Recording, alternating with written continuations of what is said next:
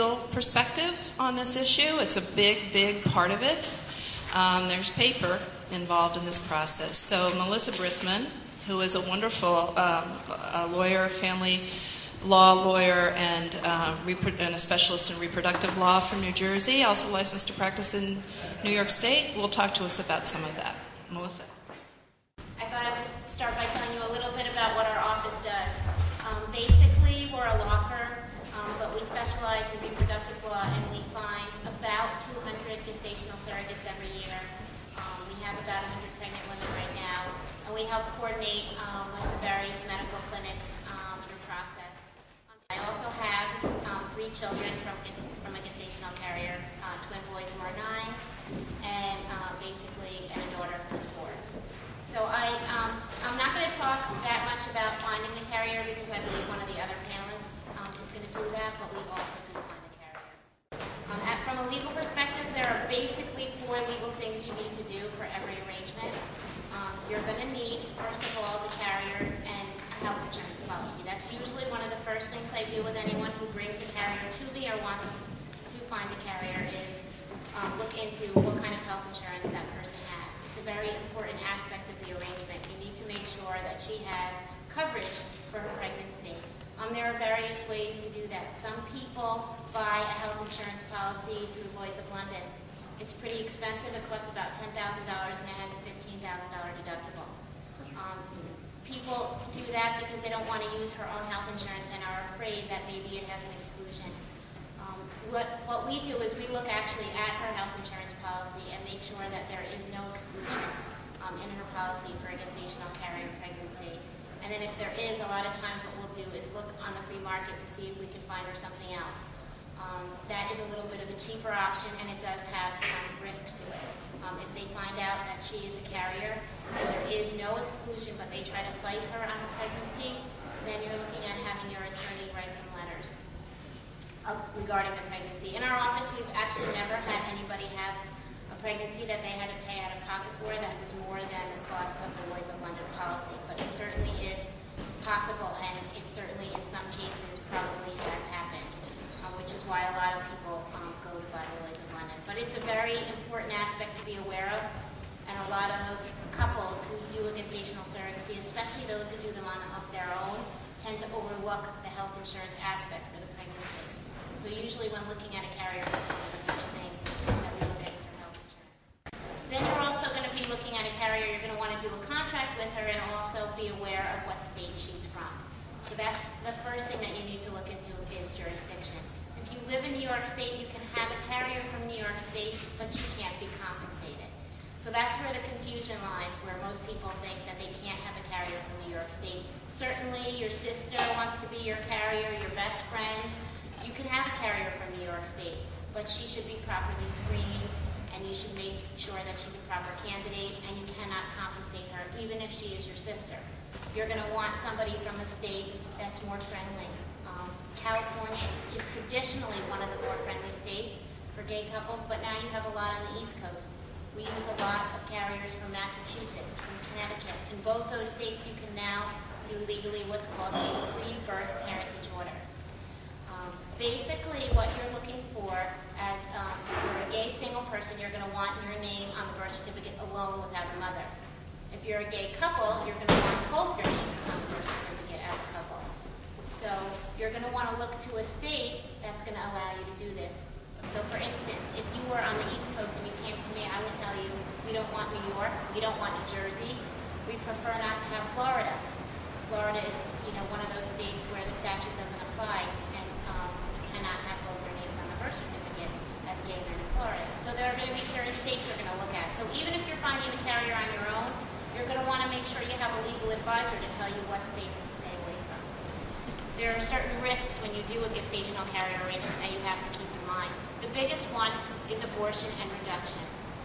So let's say you have a carrier and she's pregnant with triplets, and you agreed in the contract that you want her to reduce that pregnancy to 2 because you feel that triplets is just too risky for an early birth and that 3 babies is just more than you bargained for.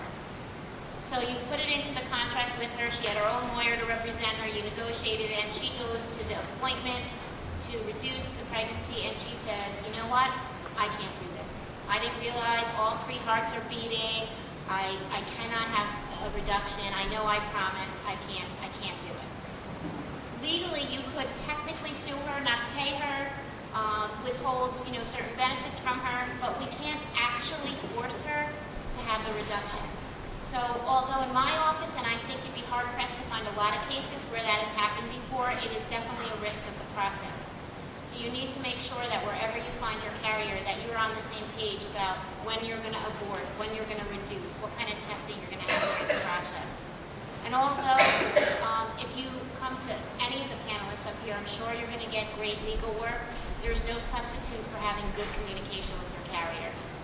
So the purpose of the contract is not really for lawsuits or protection, although that is one of the elements that you want out of it. It's really more a map of the meeting of the minds. How much are you going to pay, or what is she going to be paid for? But it's also, how are you going to act? Who's going to be in the delivery room? Do you want to attend doctor's appointments? Do you want to have access to your medical records? All of these things should be addressed in any contract that you have with her. You also should consider, even if you find the carrier on your own, if it's a paid carrier, using an attorney trust account to pay her.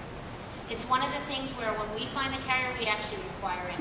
We don't want you to be paying your carrier for anything directly. We feel it comes in the middle of a relationship. And it also can be just to clarify basic questions about reimbursement. Somebody might feel uncomfortable if they're calling you directly to say, do I get reimbursed for this? Do I get reimbursed for that? A lot of times it's really a lot easier. We have a special person in our office, and most places do, where you could just call and ask your questions about what you get reimbursed, about the carrier getting reimbursed. So you should make sure your contract is detailed and it has all of these elements addressed.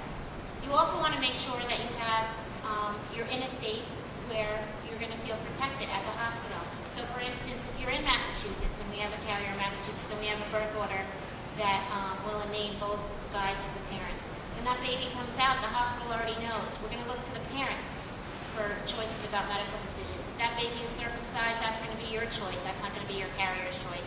That baby's going to go on your health insurance policy on the process itself. It's also, look at your relationship with your partner. It actually has a lot to do with the process, especially with the advent of civil unions. For instance, in New Jersey, if I have a couple in New Jersey and I got a pre-birth order in Massachusetts, prior to the civil union law, if they were not in a civil union, the Department of Health would not honor that pre-birth order, and I would have to go through an appeal process. So if it's possible to get a civil union in your state, that actually may help you because of this reason. In certain states, birth orders only apply to married couples, and you have to be married or in some other legal relationship under the statute. So if you are having a child in Massachusetts and you are a couple in New Jersey or New York, you have to solidify your relationship through either a domestic partnership or a civil union in order for the Department of Vital Records to easily recognize the order that you have.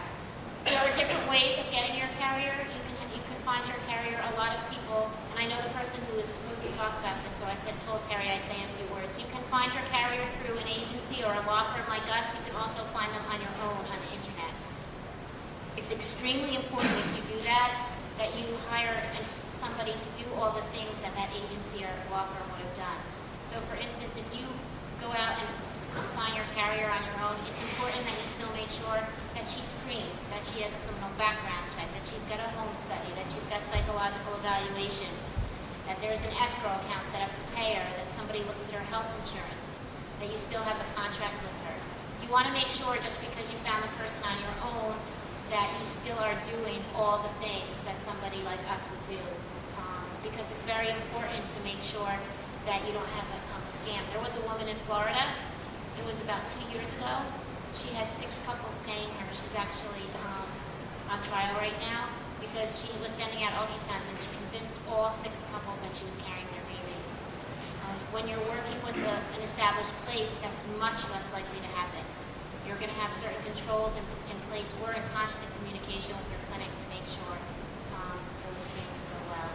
So I'm sure, as a lawyer that I know, I can see I went over my time. So if you do have questions, you can come to the table afterwards. And we do also have a stack of legal articles on recent cases regarding families in the gay and lesbian